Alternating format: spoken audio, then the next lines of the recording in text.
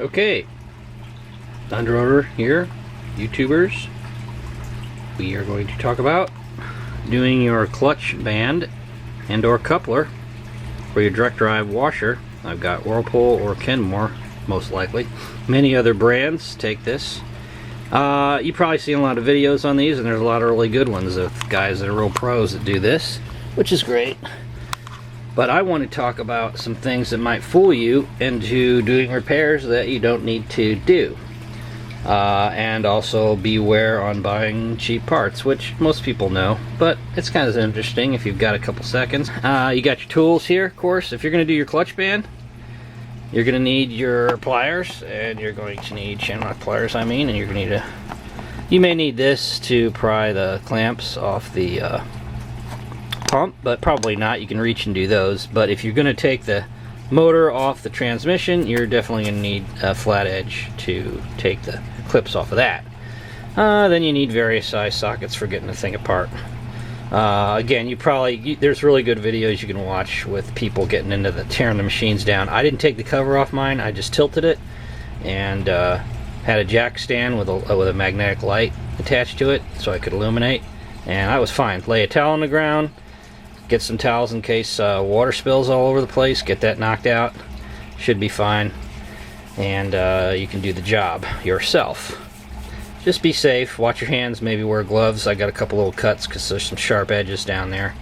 Maybe wear mechanic's gloves, and you should be just great. Well, my washer was not spinning. It was draining, but it wasn't spinning, so I could put it on the spin cycle. I walked in there and there was wet clothes, and it was on the off position, so something ain't right. And so I set it to spin again. No spin, but I heard it running, and I heard the pump going. I could tell that was happening. So I'm thinking, well, about a year and a half ago I did the clutch band. I used a $14.99 clutch band, which I got on Amazon. And I went in and did took the pump off,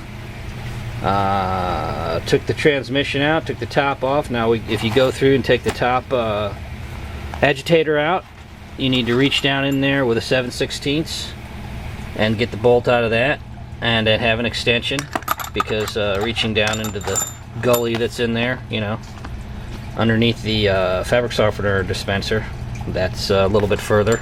You might be able to do it with one of these. Anyway, that's your 7/16, which is this.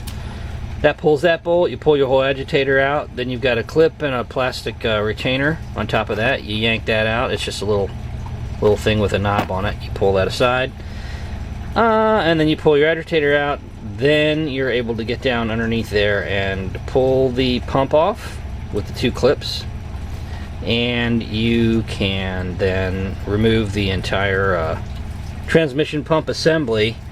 Once you get the three big bolts out, those are 1/2 inch. So I had a 1/2 inch socket, pull those three, and be careful, it's pretty heavy, and you wiggle that whole transmission assembly. Again, these videos are, and there's some really good guys that you can find. So anyway, then you go in and see if you can slide this by hand inside the clutch. And if you can, which I could, I thought I had a bad clutch band, and yeah. But then when I looked up my record on Amazon, where I paid 15 bucks, it was only about a year and 4 months ago. So I thought, oh well, out of warranty. It should have lasted, but that's what I get for buying a cheap one, because they were $50 around town. So I replaced that, and the instructions tell you which spring to use. So I had the blue because I have a 27-inch large capacity, and that's no problem. You just stick these things in here with their spring, and then you use your pliers to compress that and mount it back into the clutch. So that's done. So I'm thinking, okay, well, that wasn't so bad. Stick the thing all back together, and same exact thing. Now, I'm not stupid most of the time, and I went in there and looked at the coupler first, because you can see that from under there between the motor and the transmission. You have this coupler that breaks loose if something jams up, or if somebody older teenage daughter overloads it with clothes so as not to jam up your crucial parts in there. So these little teeth usually will crack or break off in a normal coupler. And I had purchased this, oh geesh, in 2017, I think. It seemed fine, so that fooled me into doing the clutch band. Now, though, the clutch band did slip, so I'm kind of glad I replaced it. Long story, I know, but this is what you get for ordering cheap parts. So I start looking up transmissions, and it's $150 for a decent one, a new one. So I start looking up a new washer, you know, probably 200 used, not new, you know, 200 on Facebook and Craigslist. So I'm bummed out. Then I just start having a little feeling inside that it's not the catastrophe that I thought it was. And that's what I call the devil's diagnosis. You get all thinking everything's just, you know, destroyed. And so you go for the big bucks. And really, I'm thinking, hey, something's not right here. So I decided to pull the whole thing apart. And before I order any kind of huge things, and let's really get close and really look at things here. And so I did see a video about how to test the transmission, and a guy had the transmission motor pulled out, and he pulled the wire out and attached it there, and you see this still turns and blah blah blah. And I didn't want to do that. I just like, well, I'm not going to do that. So I took the motor off. I had the coupler sitting there, and I put my fingers right on the transmission drive without the motor attached, and it turned fine.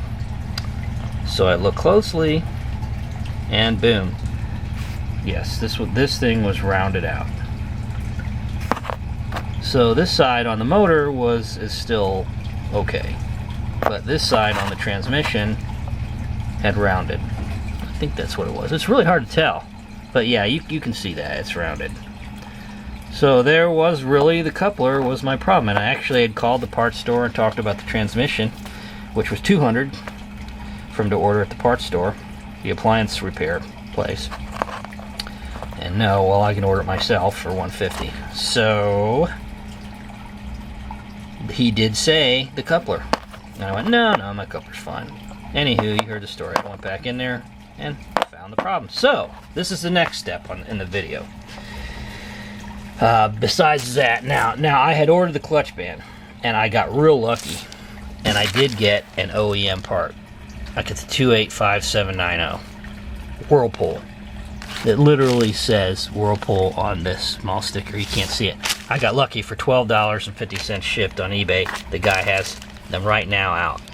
So this was $50 at the parts store for the good one. So I'm glad I replaced it. Now I got a really good one in there.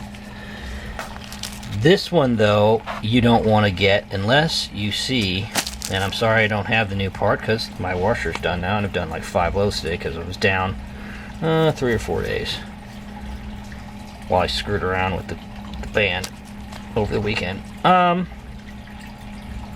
Go to your parts store and get this 285753, because in this hole is a metal liner, and it will hold better. It won't pull this crap about rounding out on you. That's a secret. Now, if you look on eBay and you do see one with the metal and it's more OEM, I guess there's a Roper one out there for cheaper and you want to wait, sure. But my parts store had this for $19.50, tax included. So I go in, get that, pop the coupler in. Now, when you're doing the coupler, the parts guy said, make sure it's flush. And I'm like, flush with what? So he just didn't elaborate. I guess because they make $200 when they come to your house. So I went in, and when I was putting this on the shaft of the transmission and the shaft of the motor, man, you couldn't push that on by hand. So I went in with a deep well, similar to this, and I pounded it on carefully, very carefully. And the flush was the shaft being flush with this. So when you pound this coupler on, with the metal lining on it onto the shaft of the transmission, you simply take a hammer. Some people use a rubber mallet and boom, boom, boom, tap that down. I mean, maybe you could do this, but I chose to put this on the shaft and just give it a tap, and made sure that the axle or whatever, or shaft of the transmission and the shaft of the motor were flush with the metal. It took a few soft pounds to get that on there. Then when you're putting your motor back on, you mesh this up. That can be a pain, but you can see it. So put that on. All right. Okay, so the motor's going on the transmission now, and you have your 2 clips, which you had to use your screwdriver to undo. And you're going to need this little 5/16 to put the little bolts back in the clips if you want. One guy I watched said you don't need those little screws on your clips, but I had them, so I put them back on with the little 5/16. So I got my assembly back together, I go back in, and boom, it's knocked out. So there's your lesson. If you get a cheap one of these off of eBay, get the one with the metal band inside of it. And if you get this, you're going to look at a year, a year and a half if you get a cheap one. I swear I do 3 or 4 loads a day to keep up with a family of 6. And this will wear down. Now, was this ready to replace? I think it was, because when I put my finger in there and twisted it in the clutch, it slid, just like the advice was on the YouTube videos. By the way, there's the feet. It goes downward. When you reinstall this goes downward. And remember your proper spring and your little tabs. Mine was actually the blue, I think. So there's that. So get your OEM clutch band if you want it to last longer, and get your OEM coupler if you want it to even last longer. Now, 2017, 3 years on that before it slipped. It is not bad. Now, it probably wasn't doing the greatest job spinning, because it probably was slipping for the last whatever, but it worked. Don't buy cheap parts if you can avoid it. Or if you do buy them on eBay, find somebody who's, scalping out these OEM parts. I mean, this guy had like 12 of these, and this would have been $50 up front. There you go. Easy peasy. I didn't replace this. I forgot the name of that. I didn't replace that brake cam driver because it looked fine. That's a couple little clips that you undo to replace. And so you got your sockets, ratchet, all these tools that you need. Boom, you can knock it out yourself and save, what, a couple $100. I think with the band I spent $33. I spent 19 on that and 12 on that, so 20, $33 with tax. Boom, you're fixed. Clothes washer's working fine, and you're back in business. Alright, I hope this helped people, and I want to thank you for watching. Don Rotor out.